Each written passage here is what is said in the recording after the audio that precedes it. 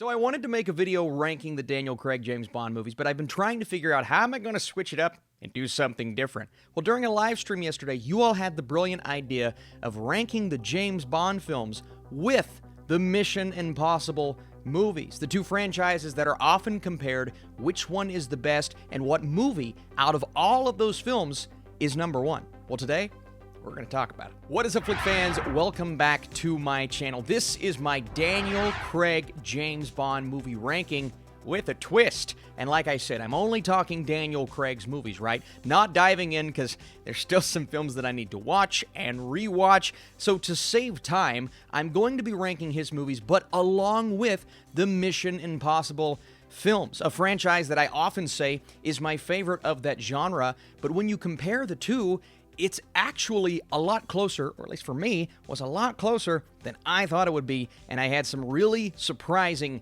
choices. So as always, my ranking is not going to reflect everyone's. It's my opinion, so I need you guys in the comments down below. How does your ranking of all of these movies compare to mine? And out of all the films, which one is your favorite? Be sure to drop your comments down below. And if you like something like this that's a lot different than what I normally do, be sure to drop your thumbs up and let me know what combination ranking should I do next. Not a tier list, normally doing tier list, just a ranking.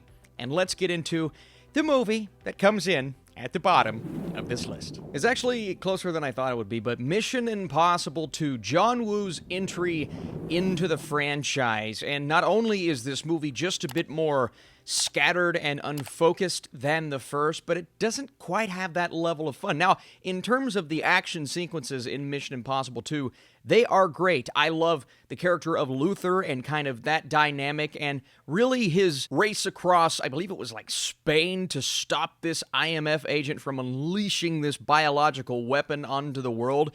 The mission for Ethan Hunt in this movie is just not as compelling in this film, and John Woo's direction doesn't quite mix with this franchise. Now, at the time, I'm sure people were a bit more forgiving because it was only the second entry. But when you go back and you watch this film, especially comparing it to some of the more recent entries, it just doesn't hold up near on the level as something like the first, and doesn't quite work in the grand scheme of things. This is when the franchise started to go just slightly downhill. Thankfully, it was picked up with the third movie. But Mission Impossible 2 is my least favorite on this list. Coming in at number 10 is our first James Bond movie on this list, and that is Quantum of Solace. We're still in the territory of me not really responding to the films on this list. Directed by Mark Forster, and this time, it's much more personal. Of course, he was portrayed by Vesper, and in this film, Bond in Mr. White, that's kind of where we start, but it's slowly revealed to us that this organization,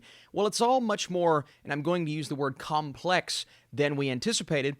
But how this movie presents this plot and kind of where we go with the story, I would use the word convoluted. And even though I love Jeffrey Wright's character of Felix in this film, going back and realizing that David Harbour is in this movie, I completely forgot that David Harbour was in this movie. So the cast is really good, and I think there are some Bond moments featuring Daniel Craig in this film that may even stand out as some of the best in the franchise.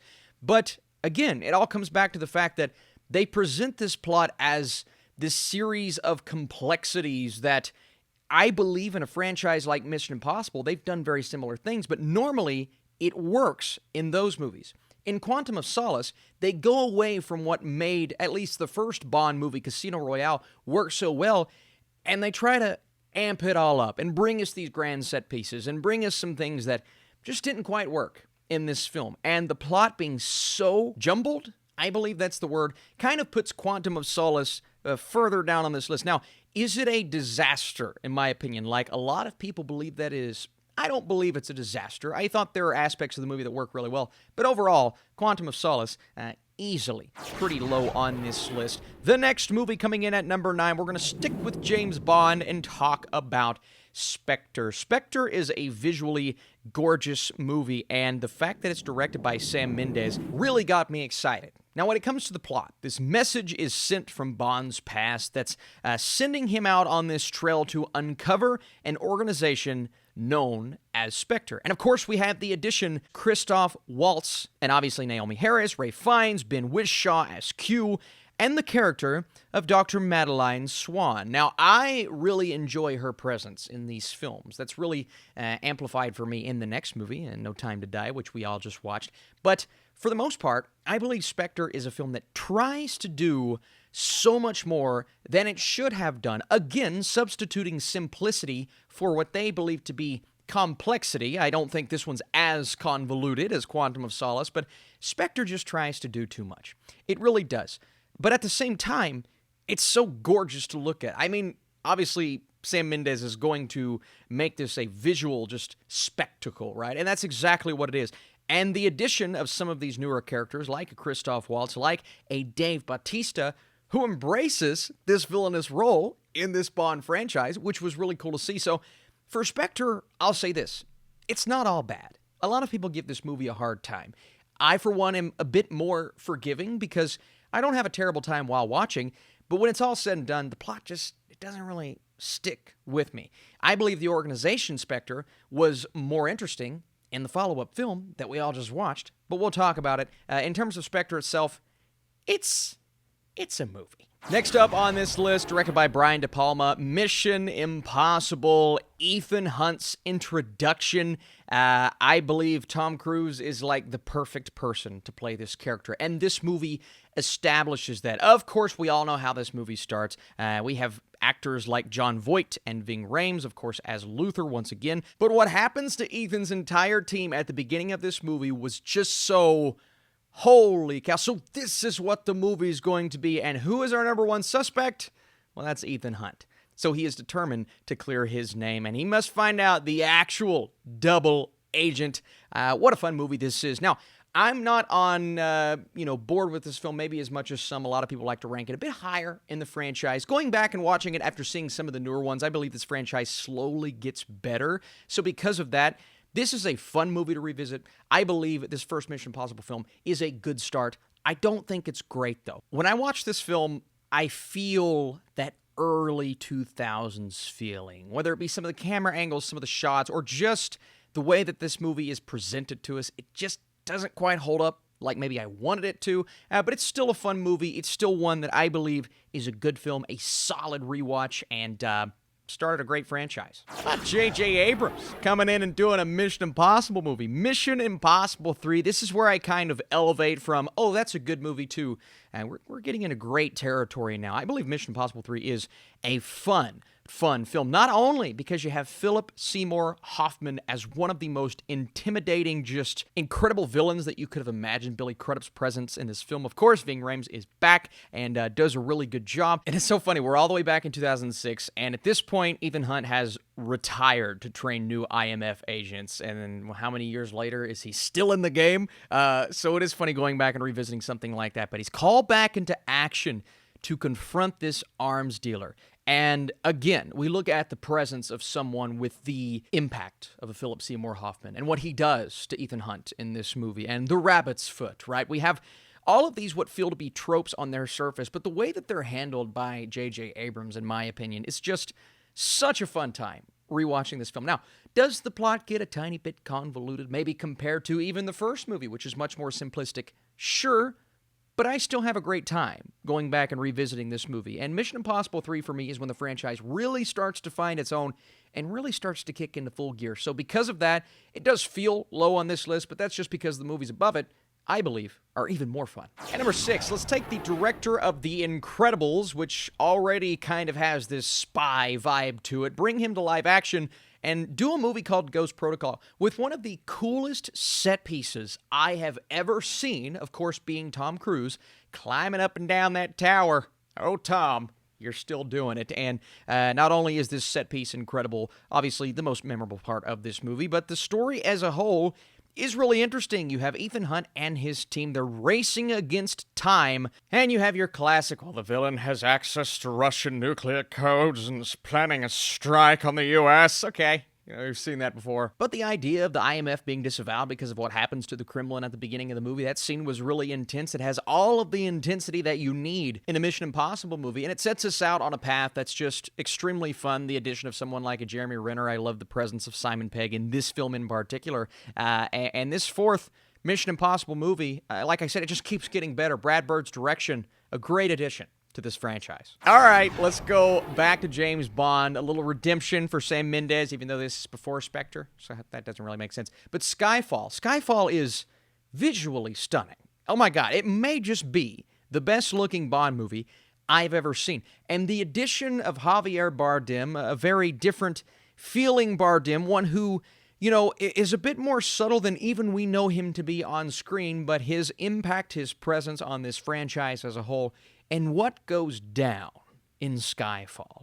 Obviously, we have the character of M, and we love Judi Dench. She does an incredible job, but the heartbreak that comes with her presence in this movie, that conflict, that back and forth between her and Javier Bardem Silva, it makes for an incredible subplot in a film that maybe has a bit too much going on, but that's overshadowed by the fact that Skyfall is so fun.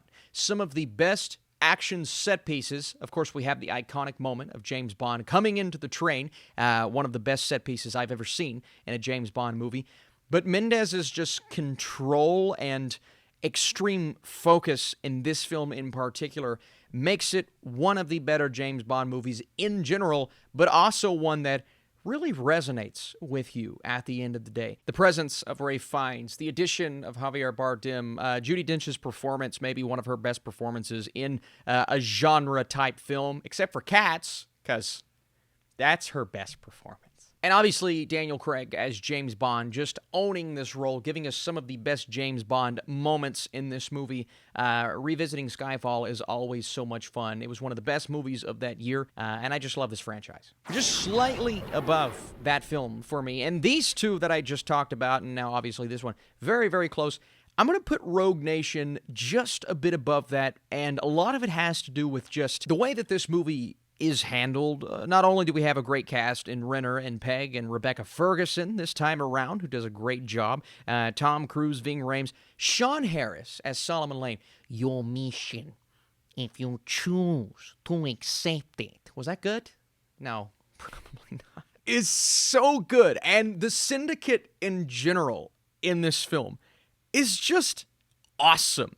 They're this organization committed to destroying the IMF. So because of that, Ethan Hunt has to set out on taking down, I believe, his best and most significant villain yet in Solomon. And I just love their confrontations. I love the fact that it always seems like he is one step ahead. I mean, at the beginning of the movie, you can see it is not going to be easy taking this guy down and that organization. So when this team has to go back and forth and constantly try their best to find their way through this, and I use the word this time around, meaning it, complex plot, but one that's presented to us in a way that just works extremely well. And I believe the biggest get for this franchise is Christopher McQuarrie, who just embraces this world, brings us some incredible cinematography, amazing special effects, and the set pieces. Once again, Tom Cruise doing his stunts, and we've got a stunt this time around where Tom Cruise is just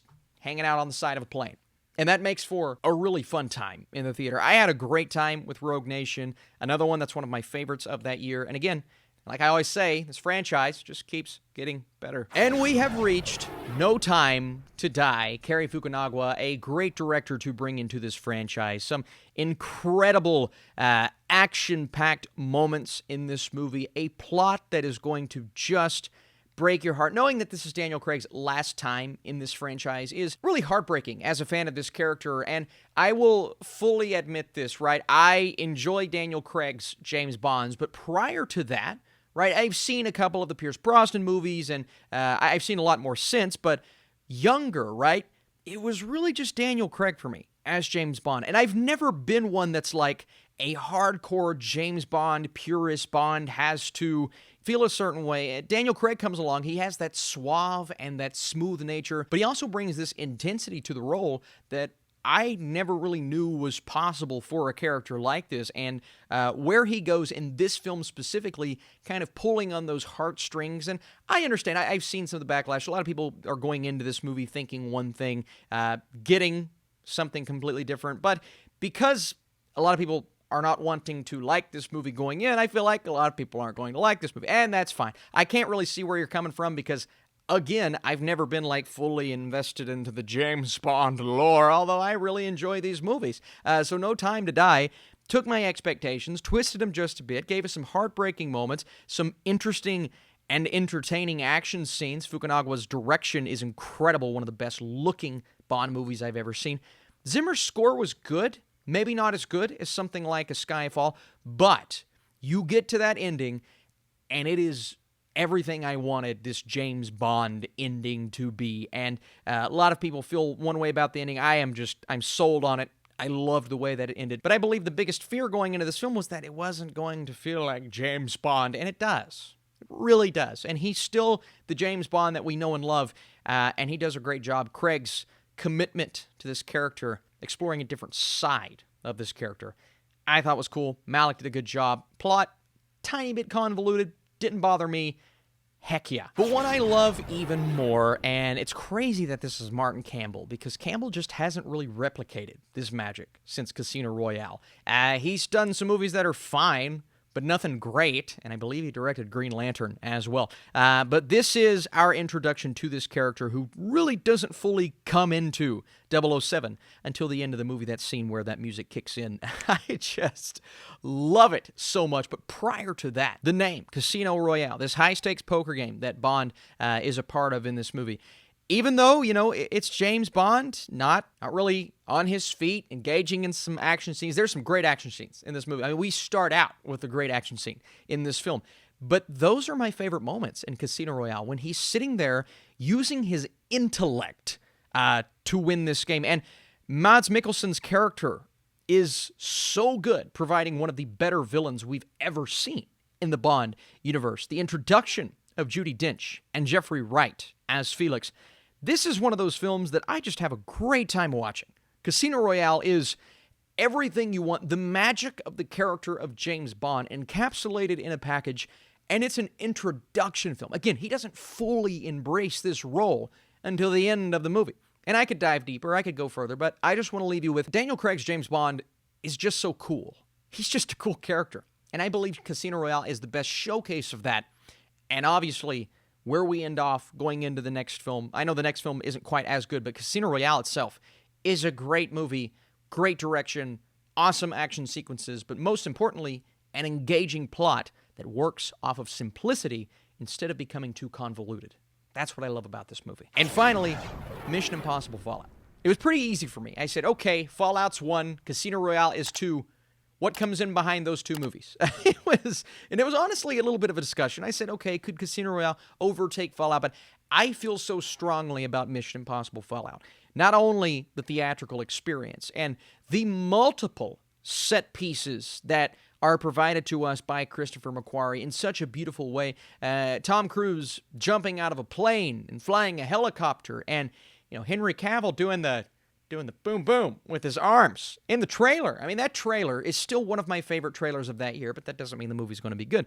What makes this movie great, bringing the band back together, like always, Ving Rhames and Simon Pegg, Rebecca Ferguson is back, Sean Harris, Vanessa Kirby this time around as the White Widow. She's so good. Her presence fits perfectly into this Mission Impossible universe. But we also have someone like an Alec Baldwin, and some of these other characters bringing a bit of levity to the madness. The CIA, they're questioning the loyalty and the motives of Ethan Hunt. And Henry Cavill's the guy that has to come in and settle this man down. So the IMF team, they're racing against time like they always are, and they're being hunted by these assassins. And of course, at the center of everything is Sean Harris's Solomon Lane, who, again, is such a great and compelling and unreasonable, but at the same time, smart and complex villain. So when you have all of those things, so many set pieces, so many great action moments, Christopher McQuarrie's direction, a couple of great motorcycle chases, and just everything you need to create for one of the best spy, espionage, thrilling movies of that decade, and one of my favorite action movies of all time. Mission Impossible Fallout is as good as advertised, and there is literally nothing about this movie that doesn't work, other than maybe one too many subplots. All right, there's a lot going on with this story, but but it's just constructed so well. I don't have a lot of flaws with Mission Impossible Fallout. And rewatching this film, of course, every time I rewatch it, I love it. It continues to be cemented as one of the best action movies, maybe ever.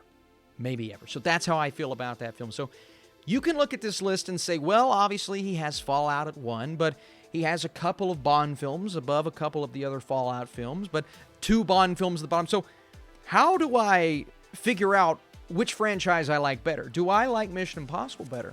Or do I like Daniel Craig's James Bond movies better? I could sit, think about it, and explore all of the different possibilities, but I'm going to let you all decide in the comments down below. Which one do you like better? I need you guys letting me know. Mission Impossible or James Bond. Whatever franchise you come up with, leave some good reasons. I appreciate you so much for joining me. And again, if you have more ideas of these combination rankings, maybe Marvel and DC, maybe Star Wars and Lord of the Rings, something like that, I think that would be super fun. I really enjoyed making this. This was so much fun. Stay tuned. More things to come on this channel. If you haven't seen my Dune review, go check that out. Appreciate you guys. See you later.